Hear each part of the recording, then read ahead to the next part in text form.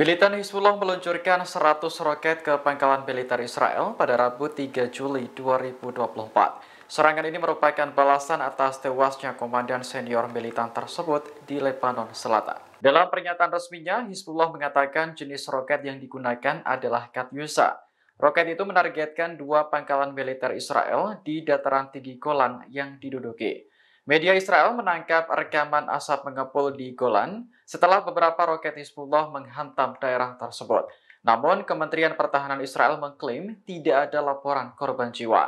Pihaknya mengatakan roket Hizbullah hanya memicu sirine peringatan berbunyi di sejumlah kota di utara. Sebelumnya, Israel lebih dulu menyerang kota pesisir Tire di Lebanon Selatan di hari yang sama.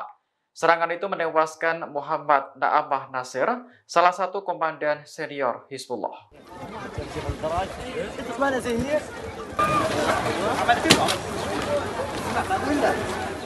Warga Palestina memeriksa puing-puing bangunan di kota Khan Yunis, Gaza Selatan pasca serangan Israel Rabu 3 Juli kemarin. Serangan itu menewaskan 7 orang di gedung 5 lantai dekat Rumah Sakit Nasir. Kobaran api masih ditemukan di sejumlah titik yang menjadi lokasi penyerangan. Meski begitu, sejumlah warga nekat membongkar puing bangunan dibantu oleh petugas.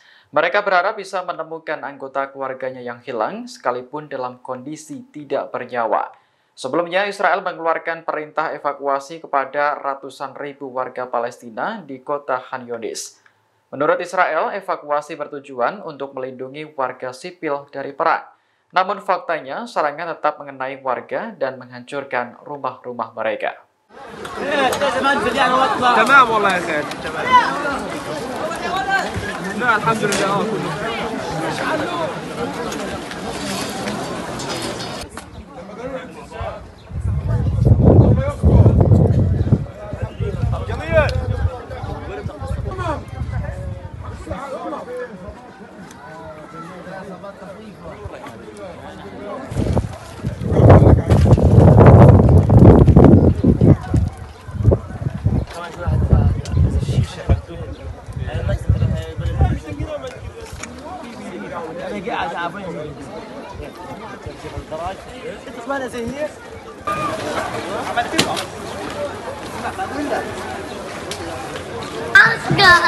تعال اسمع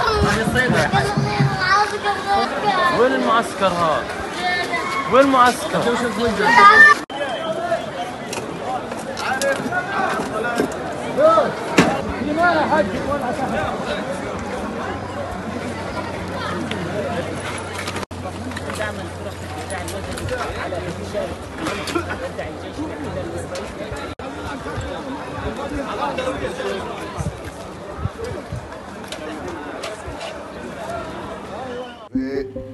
ואנחנו גם נגיע למצב של מוכנות מלאה לעשות כל פעולה שנידרש בלבנון, או להגיע להסדרה.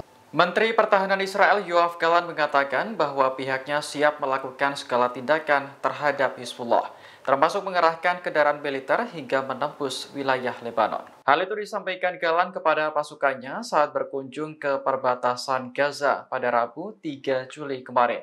Ia menyebut tank-tank yang keluar dari pertempuran di Rafah dapat mencapai Sungai Litani. Sungai ini terletak di Lebanon Selatan, tepatnya 16 km dari perbatasan utara Israel.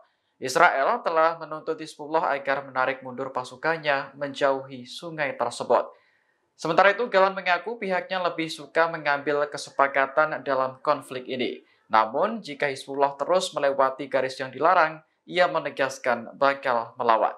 ואנחנו גם נגיע למצב של מוכנות מלאה לעשות כל פעולה שנידרש בלבנון, או להגיע להסדרה בעמדה של כוח. אנחנו מעדיפים הסדרה, אבל אם המציאות תחפה עלינו, אנחנו נדע להילחם. חמאס שחוק, נמצא במצב קשה, ואנחנו נגיע למטרות שלנו מתוך עמדה חזקה מאוד, והעניין הזה עולה.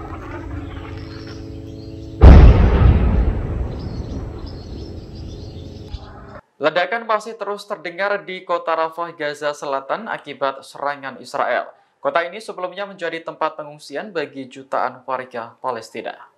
Rekaman video yang dirilis AFP pada Selasa 2 Juli memperlihatkan jalanan di Rafah tampak sepi. Kota yang sudah ditinggalkan penduduknya ini tak ubahnya seperti kota mati. Sebagian besar bangunan masih kokoh berdiri, sementara lainnya sudah rata dengan tanah.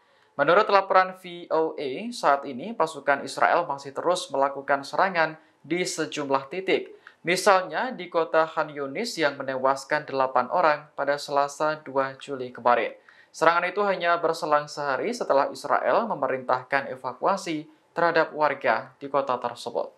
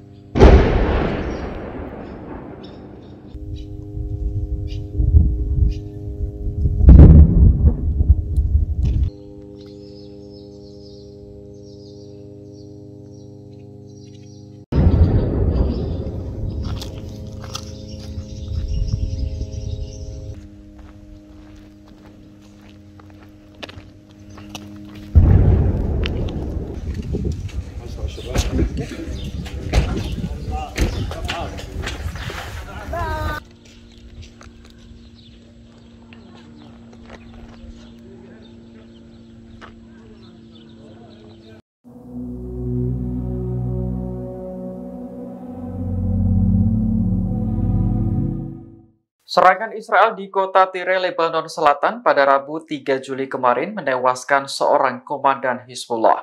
Korban adalah Muhammad Nahbe Nasir atau biasa dikenal sebagai Haji Abu Nahbe. Dikutip dari Al-Mayadin, Nasir lahir di kota Hadata, Lebanon Selatan pada 6 Mei 1965. Ia merupakan salah satu pejuang pertama yang bergabung dengan perlawanan Islam di Lebanon. Saat itu Nasir masih berusia sangat muda, yakni 20 tahun. Selama bergabung dengan Hizbullah, kemampuannya telah banyak diandalkan. Nasir pernah terlibat dalam perang Israel di Lebanon pada tahun 2006 lalu. Kemudian bertempur melawan kelompok teror di Suriah dan Irak hingga terluka parah pada tahun 2015. Setahun kemudian, Nasir ditunjuk sebagai komandan unit Aziz. Sepanjang karirnya, ia menerima banyak penghargaan militer dari pemimpin Hizbullah.